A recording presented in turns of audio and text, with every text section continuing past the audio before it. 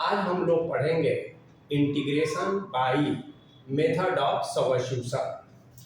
तो आइए देखा जाए कैसे इसे हम करते हैं। अगर मान लिया जाए कि f a x plus b d x, इसको इंटीग्रेट करना है, तो हम क्या करते हैं कि put a x plus b is equal to t ले लेते हैं, और जब सब्स्टिट्यूट करेंगे तो इसको डिफरेंशिएट करेंगे, इसको x के रिस्पेक्ट में, इसको t के रिस्पेक्ट में। तो a हो जाएगा x का 1 होता है, b का 0 होता है, और ये dx is equal to dt हो जाएगा। This imply that a dx is equal to dt and this imply that dx is equal to dt by a।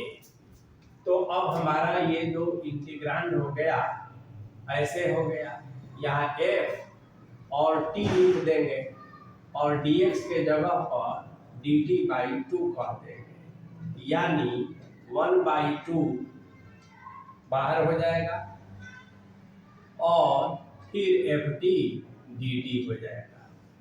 अब ft dt एक फंक्शन होगा, स्टैंडर्ड फंक्शन होगा, और इसका हम इंटीग्रल निकाल सकते हैं। जैसे एक एग्जांपल से इसे हम लोग ऐसे समझेंगे।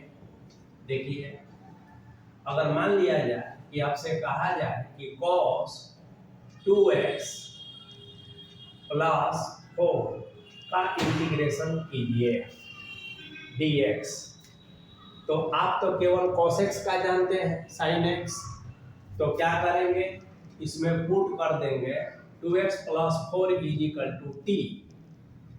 अब डिफरेंशिएट करेंगे तो 2dx is equal to dt, this imply that dx is equal to dt by 2। अब हमारा जो इंटीग्रांड हो गया ऐसे हो गया, cos को cos कहेंगे, यहाँ t कह देंगे, और यहाँ dt बाई 2 कह देंगे। दिस इम्प्लाई दैट 1/2 बाहर हो गया और cos t और dt हो गया। दिस इम्प्लाइज दैट 1/2 और cos t का क्या होता है, sin t और प्लस c कह देंगे, यानी 1/2 sin और t बराबर क्या माने हैं 2x प्लस 4 और हो गया dx। तो इस तरह से हम जब स्टैंडर्ड फंक्शन नहीं हो तो सब्स्टिट्यूट करके उसको स्टैंडर्ड में बदल सकते हैं।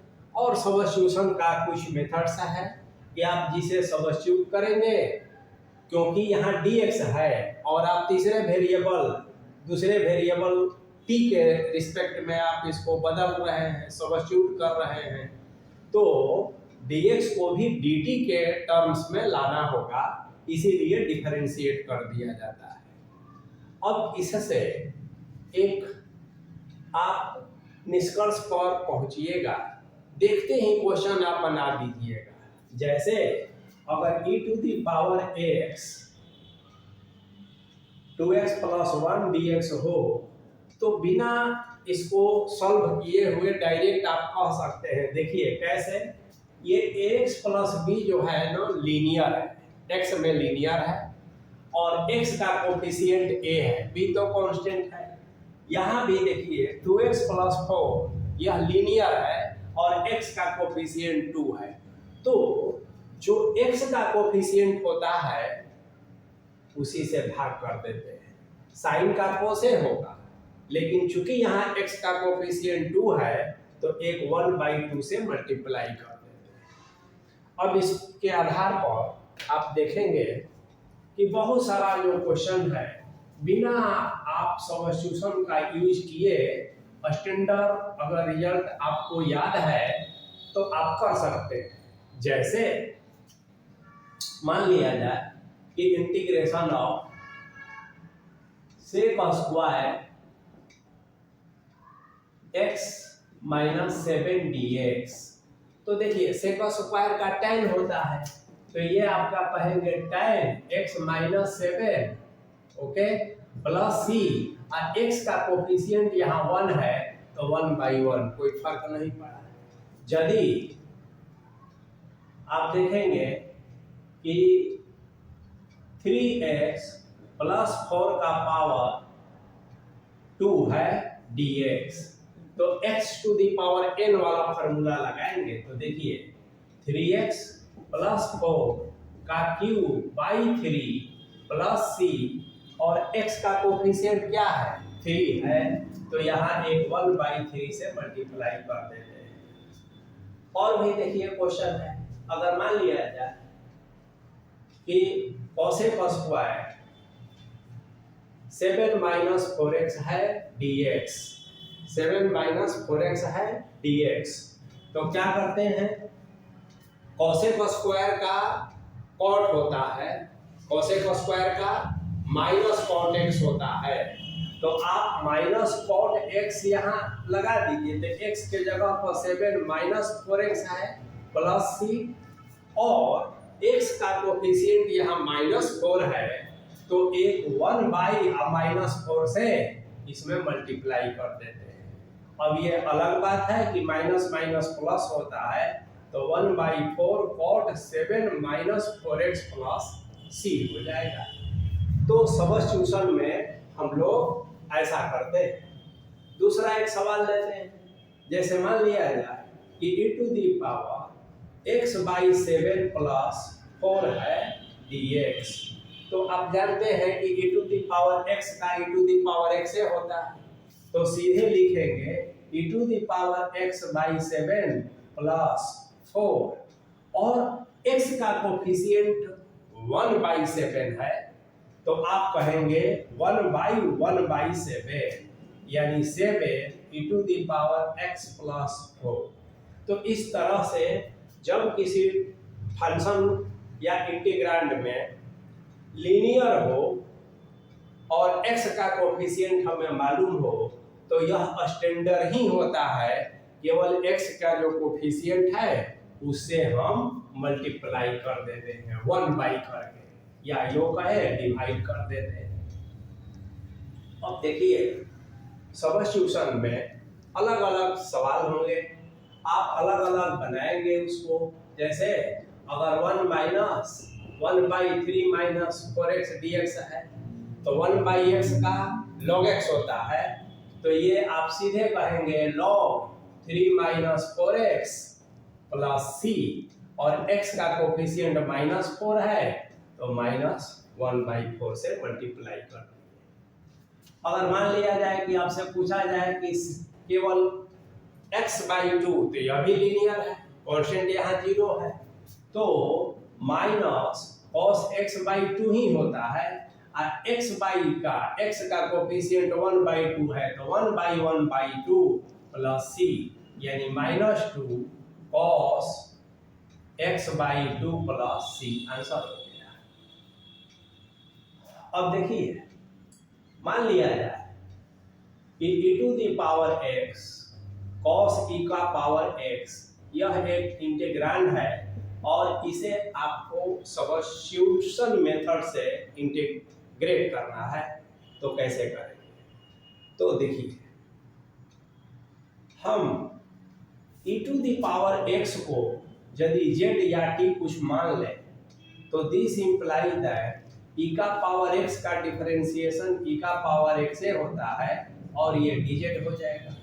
अब हमारा फंक्शन ऐसा हो गया, देखिए ये और ये, तो क्या तरीका है ध्यान से समझना है। जब भी इस तरह का प्रॉब्लम रहे तो हमें यह ध्यान देना है कि किसको सब्स्टिट्यूट करें ताकि फंक्शन स्टैंडर्ड में हो जाए, और उसके साथ जो कोफिशिएंट है वो dx के साथ dz या dt में बदल जाए। तो बस यही सब्स्टिट्यूशन में ध्यान रखना है। तो देखिए अब हमारा ये फंक्शन हो गया, ex और dx मिलके dz हो गया, और यहाँ पर cos z dz हो जाएगा। अब cos z का यहाँ पर sin z प्लस c होता है, फिर अब z का जो मान रखे हैं ex प्लस c, यही हमारा आंसर हो गया। तो सब्स्टिट्यूशन में यही हमको ध्यान में रखना है। अब देखिए नेक्स्ट सवाल, अगर मान लिया जाए कि आपसे कहा जाए कि वैल्यू साइन क्यू एक्स और कॉस एक्स डी एक्स ऐसा, अब देखिए क्या सब्स्टिट्यूशन करें कि हमारा फंक्शन स्टैंडर्ड हो जाए और उसका जो कोफिशिएंट है वो dx के साथ dt या dz में चला जाए, या कोई भी वेरिएबल जो आप मान रहे हैं। तो देखिए यहाँ पर यदि हम पुट साइन क्यू, तो साइन एक्स को यदि हम z मान लें तो साइन एक्स का डिफरेंशिएशन cos x dx होता है और ये dz हो गया। तो फायदा क्या हुआ कि अब हमारा फंक्शन ये ZQ और ये dz हो गया। अब ZQ का Z4/4 प्लस C हो गया और Z का मान रख दीजिए, तो ये sin 4x/4 plus C answer हो गया। एक सवाल है sin Q x cos square x dx, तो अब इसमें कैसे हम बनाएंगे ये देखना है।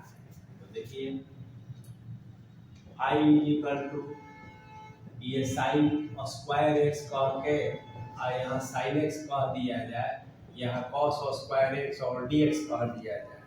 देखिए तो कोशिश ये करना है, अब इसमें टाइप होता है कि साइन का पावर ऑड हो, कॉस का पावर इवन हो, तो ये मानिए अब ये आप याद करते हैं फिर बार बार भूल जाते हैं, तो उसकी जरूरत नहीं है। आपको सीधे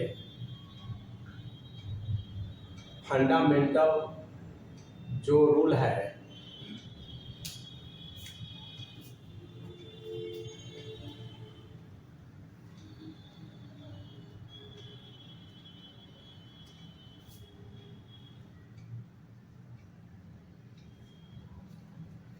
अब देखिए एक प्रॉब्लम है sine cube x cos square x, कैसे बनाएंगे इसे। तो इस पर जो टाइप देखिए sine cube x cos square x d x, ऐसे इंटीग्रांड को इंटीग्रेट करने के लिए कुछ रूल्स भी दिए रहते हैं टाइप कि अगर साइन पर ऑड हो तो ये मानिए, कॉस पर ऑड हो तो ये मानिए, दोनों पर ऑड हो तो ये मानिए।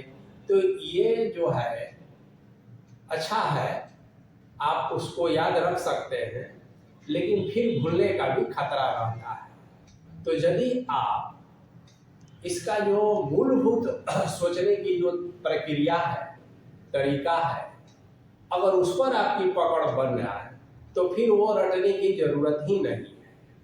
और मौलिक प्रक्रिया क्या है सब्स्टिट्यूशन का, प्रतिस्थापन का, तो हम ये देखते हैं कि किस फंक्शन को सब्स्टिट्यूट करें कि हमारा फंक्शन स्टैंडर्ड हो जाए, यानी कि उसका इंटीग्रल आसानी से निकल जाए और उसके साथ जो कोफिशिएंट हो तो वो dx के साथ dz या dt या जो वेरिएबल आप माने हैं उसके द्वारा रिप्लेस हो जाए, बदल। तो देखिए अब यहां पर हम इसको ऐसे लिख सकते हैं साइन स्क्वायर x, यहाँ साइन x, यहाँ लिख सकते हैं cos स्क्वायर x dx।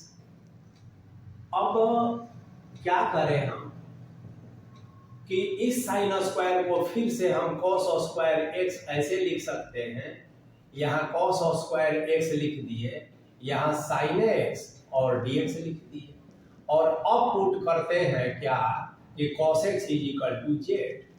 अब देखिए ये प्रॉब्लम ऐसे हो जाएगा 1 माइनस z स्क्वायर और ये हो जाएगा z स्क्वायर, और आप जानते हैं कि cos x का डिफरेंशिएशन माइनस साइन x होता है, तो माइनस साइन x dz। तो देखिए ये जो कोफिशिएंट साइन x है dx के साथ मिलकर माइनस dz द्वारा रिप्लेस हो जाएगा, तो हम एक यहाँ पर माइनस dz कहते हैं। अब इसको आगे जब बढ़ेंगे तो माइनस बाहर कर सकते हैं और ये जेड स्क्वायर माइनस Z4 ऐसे कहकर dz कह दीजिए, या इसको हम माइनस को फिर ऐसे कह दें Z4 माइनस Z2 और dz कह दीजिए। फिर जो है अलग अलग बांट दीजिए, Z4 dz minus Z square dz। अब Z4 का Z5/5 minus Z3/3 plus C कह दीजिए, और बाद में Z का वैल्यू x कर दीजिए। तो cos 5x/5 plus minus cos qx/3 plus C। cos qx को चाहें तो कॉमन ले सकते हैं। तो इस तरह से सब्स्टिट्यूट करके प्रॉब्लम को सॉल्व करेंगे। अब हम लोग नया प्रॉब्लम एक देखेंगे। देखिए, मान लिया जाए कि integration of sine x sine और यहां हम कह देते हैं cos x i। अब देखिए dx, ये साइन एक्स है, ठीक है। ये फंक्शन जो है ज्यादा कॉम्प्लिकेटेड है, तो इसी में हम सब्स्टिट्यूशन के बारे में सोचेंगे तो यह स्टैंडर्ड बन जाएगा, और इसका जो कोफिशिएंट साइन एक्स है वो dx के साथ रिप्लेस हो जाएगा। तो कैसे? तो देखिए सीधा दिखाई पड़ता है रूट cos x = z। जितना ज्यादा प्रैक्टिस कीजिएगा और फंडामेंटल जो रूल है सब्स्टिट्यूशन का, जो तरीका है सोचने का, उसको ध्यान में रखेंगे तो ये फटाफट बनते जाएगा। तो minus sine x dx = dz। अब ये साइन एक्स और dx मिलकर dz हो जाएगा, और हमारा function sine z minus dz हो जाएगा। साइन का माइनस एक बाहर हुआ और minus cos z plus c होता है, यानी कि माइनस माइनस प्लस और z के जगह पर cos x प्लस c लिख देंगे, तो ये हो जाएगा। एक दूसरा सवाल लेते हैं, I = 1 plus cot x by x plus log sin x, ऐसा है। अब देखिए, देखने से ये एक भारी भरकम इंटीग्रांड लग रहा है, लेकिन यदि डिफरेंशिएशन पर आपकी पकड़ है तो आप देखिए बहुत ही इंटरेस्टिंग सवाल है। x का डिफरेंशिएशन 1 होता है और log sin x का डिफरेंशिएशन cot x होता है, तो बहुत आसान है, देख लीजिए।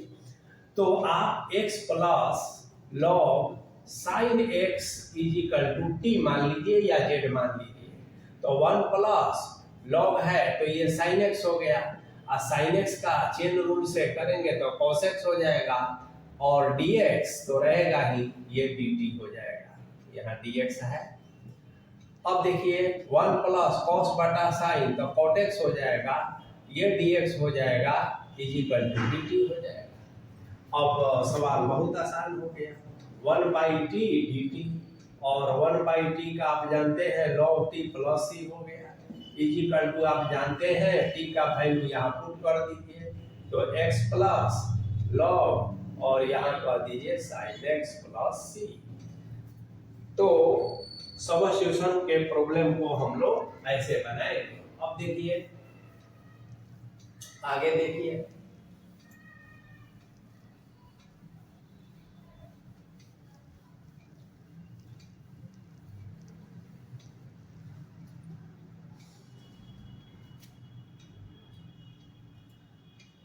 Integration of cos root x by root x dx। तो देखिए बहुत आसान है, पुट रूट x = z कर लेंगे तो फंक्शन भी स्टैंडर्ड हो जाएगा cos z, और फायदा कि 1/2 रूट x dx = dz हो जाएगा।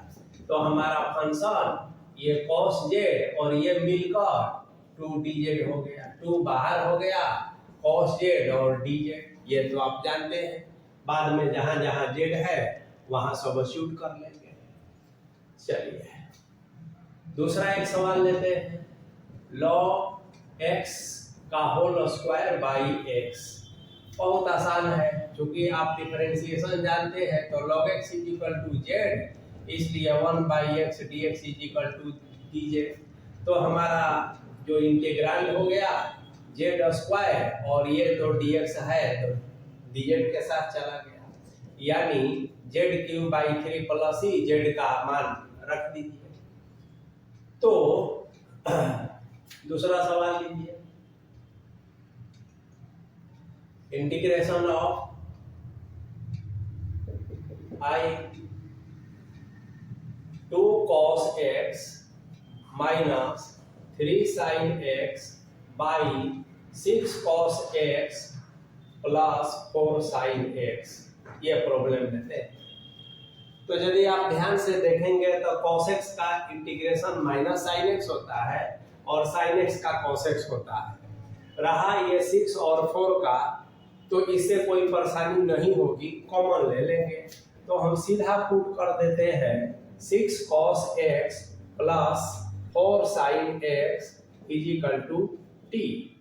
तो देखिए क्या हो जाएगा, minus 6 sin x plus 4 cos x और यहाँ पर dx is equal to dt। इसमें 2 कॉमन ले लेते हैं, तो ये हो जाएगा minus 3 sin x plus 2 cos x और dx is equal to dt। अब आप देखेंगे ध्यान से, इसको ऐसा लिख देंगे एक बार, 2 cos x minus 3 sin x और dx is equal to dt by 2। तो बहुत आसान हो गया।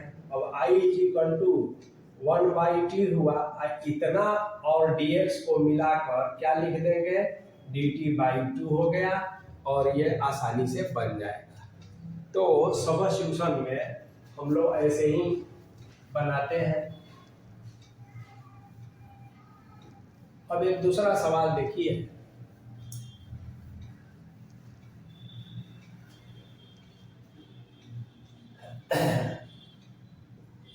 e to the power 3 log x, x का पावर 4 प्लस 1 माइनस 1 dx।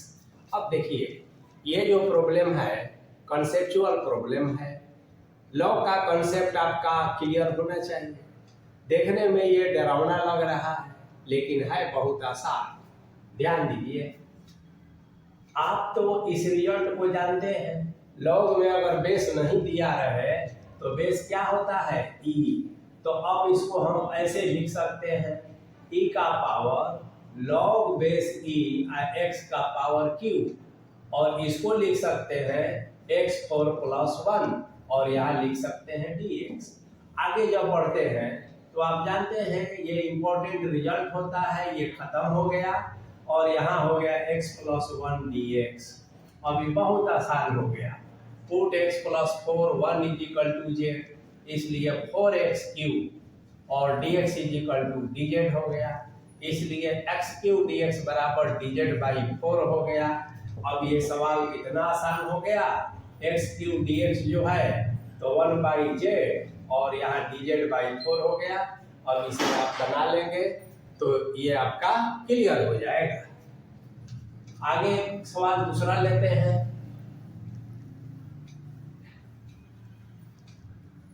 तो सब्स्टिट्यूशन में यही हमें करना होता है। चलिए देखिए, एक सवाल लेते हैं tan 4x dx। अब आप देखेंगे कि अरे ये तो 4 है, कोई बात नहीं। अब देखिए आप i इज इक्वल टू कोई भी हो पावर tan, क्या लेंगे, tan square x into tan square x और dx।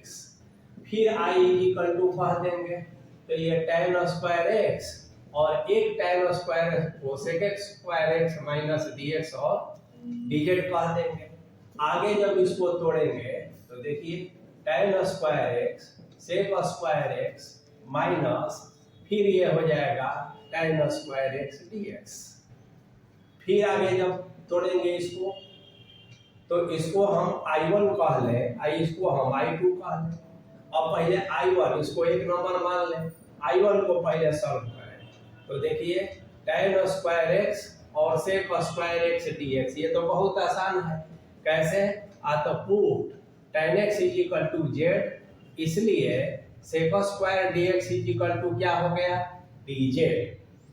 तो ये हमारा फंक्शन z स्क्वायर और ये dz हो गया, यानी z³/3 + c हो गया। z का मान tan माने हैं, तो tan cube x/3 + c, I1 निकल गया। अब बात करते हैं I2 की।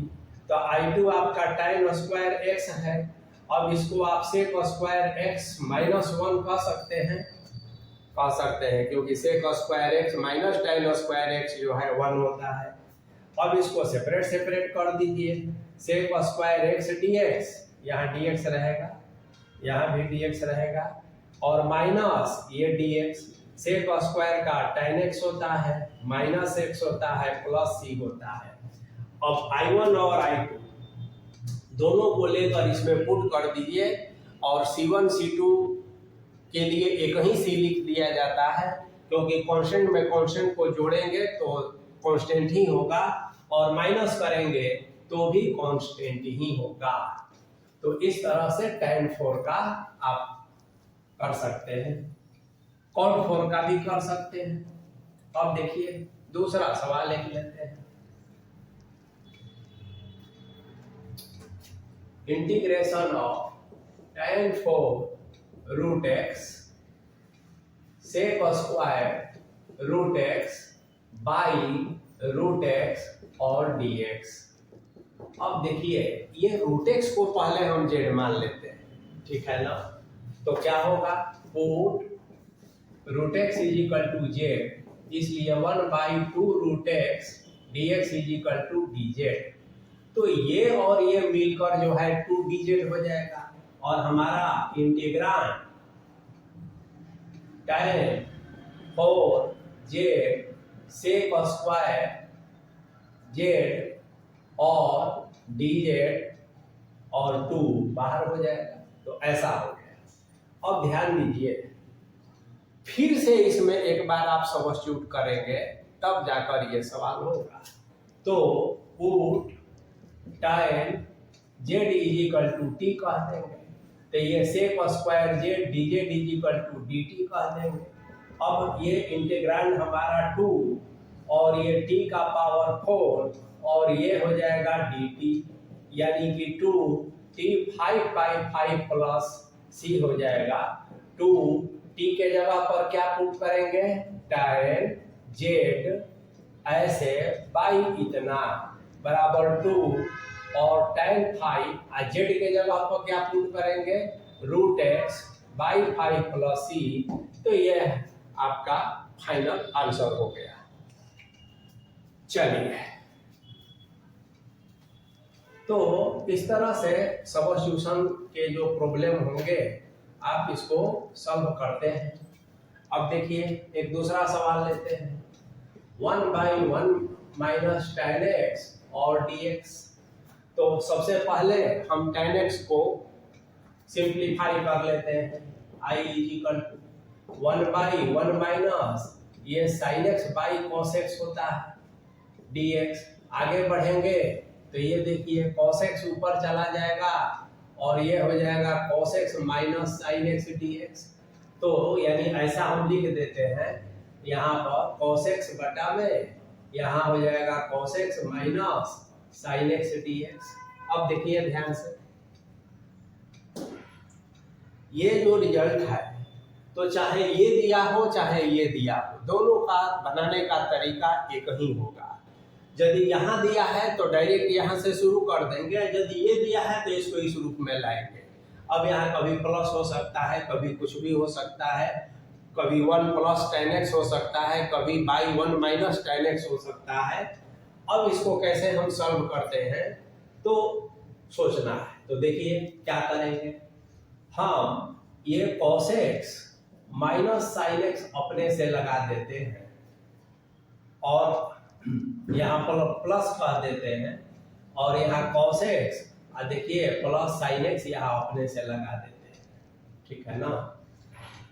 अब देखिए ई माइनस साइन एक्स और प्लस साइन एक्स कैंसिल हो गया, और तब cos x plus cos x 2 cos x बचा, लेकिन हमको खाली cos x चाहिए, तो हम 1/2 से एक मल्टीप्लाई कर देते हैं तो कोई फर्क नहीं पड़ेगा, और यहाँ cos x माइनस यहाँ sin x कह देते हैं और यहाँ dx कह देते हैं।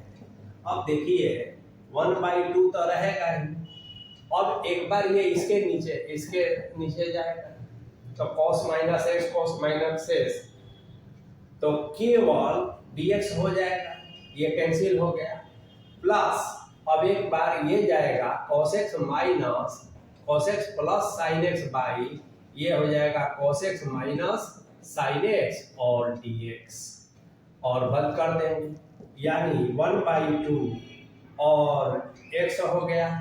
अब इसको आप बना सकते हैं, देखिए ध्यान से, cos x का माइनस sin x और sin x का cos x, तो माइनस 1 हो जाएगा, तो इसमें कैसे आप बनाएंगे, तो put cos x minus sin x is equal to t, ये सब्स्टिट्यूट कर लेंगे तो ये भी बन जाएगा।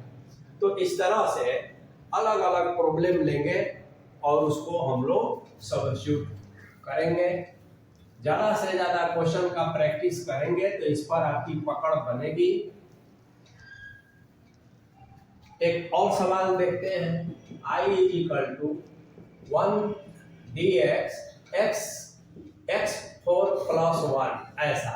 तो देखिए इस तरह के प्रॉब्लम बनाने के लिए हम ऐसा कर दे कि यहाँ पर x3 कह दे, यहाँ x4 कह दे, x4 प्लस 1 कह दे। अब आप सोचेंगे कि कैसे हमारे दिमाग में बात आएगी, तो ऐसे आएगी कि x4 को अगर आप सब्स्टिट्यूट करते हैं तो उसका डिफरेंशिएशन 4x3 होता है, x3 तो है नहीं, ठीक है ना, तो हमने x3 से ऊपर और नीचे मल्टीप्लाई कर दिया। अब इसका फायदा क्या हुआ, सो देखिए, put x4 plus 1 is equal to z, क्योंकि केवल x4 को जेड भी मान के बना सकते हैं, तो ये 4x3 dx बराबर हो गया dz, इसलिए x3 dx बराबर dz बाई 4। और यहाँ से देखिए x4 बराबर जब लिखना होगा तो z माइनस 1 लिख देंगे।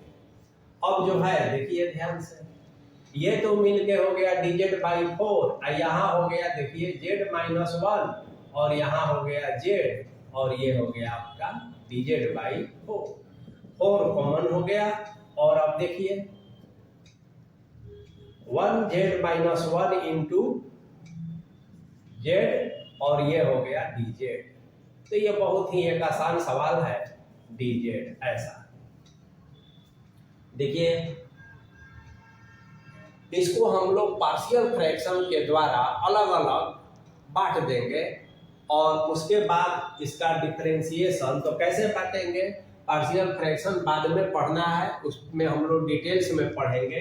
अभी आप इसको ऐसे ही बांट सकते हैं, देखिए 1/z माइनस 1 और यहाँ पर कह दीजिए z ऐसे, तो देखिए 1 एक z माइनस 1 कहिए और प्लस 1/z कहिए, ठीक है, यहाँ कर देते हैं z minus 1 into z is equal to ये z माइनस 1 और प्लस 1/z। अब देखिए ये सही है कि गलत है, एलसीएम तो ठीक है इतना आ जाएगा, और यहाँ क्या होगा सो देखिए, तो z और प्लस z माइनस 1, तो z और z 2z हो जाएगा ना, जबकि हमको 1 रखना है, तब क्या करेंगे यहाँ माइनस कह देते हैं, तो अब माइनस में क्या होगा, एलसीएम तो वही होगा, z minus z minus 1, z cancel plus 1, तो आप इसको 1/4 लिखिएगा और इसको 2 भाग में बांट दीजिए, कैसे, तो एक कहिए z माइनस 1 dz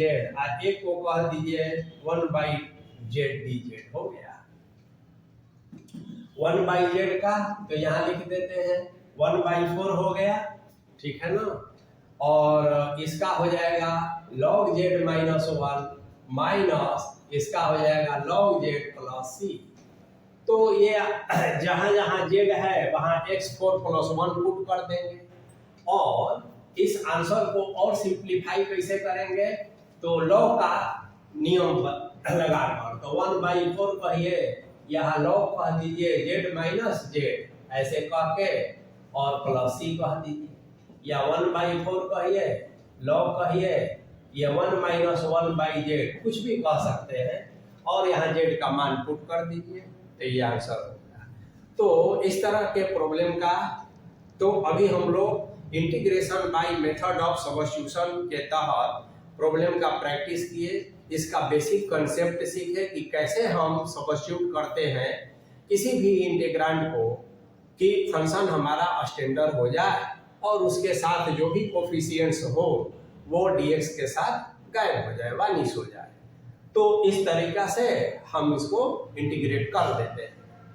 अब हम लोग नेक्स्ट क्लास में इंटीग्रेशन बाय पार्ट्स, है ना, तो उसकी आवश्यकता क्यों पड़ती है और कैसे हम उसको इंटीग्रेट करते हैं इसके बारे में